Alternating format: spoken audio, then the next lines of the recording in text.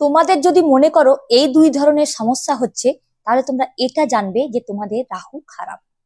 তো প্রথম যে সমস্যার কথা বলছি সেটা হচ্ছে তোমাদের পেটের সমস্যায় ভোগা।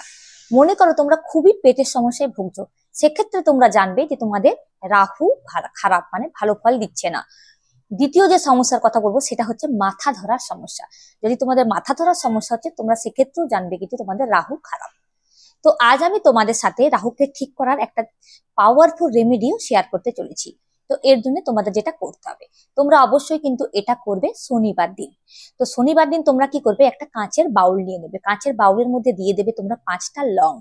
তারপর তোমরা ওর মধ্যে দিয়ে দেবে 1 মুঠো অথবা 2 মুঠো লবণ। তারপরে তোমাদের টয়লেটের যে ফ্লাশ আছে ঠিক তার ফ্লাশের পাশে তোমরা ওটা রেখে দেবে। প্রত্যেক শনিবার তোমরা ওটা চেঞ্জ করবে, মানে পরের শনিবার তোমরা ওগুলো ফেলে দিয়ে, মানে ফ্লাশ আউট করে দিয়ে তোমরা পুনরায় আবার বানিয়ে নেবে। এই ছোট্ট কাজটা করে দেখো, তোমাদের কিন্তু রাহু খারাপ ফল দেওয়া বন্ধ করবে। তো আজকে রেমেডিটা যদি তোমাদের ভালো লেগে থাকে, প্লিজ লাইক শেয়ার কমেন্ট করতে ভুলো না। Thank you.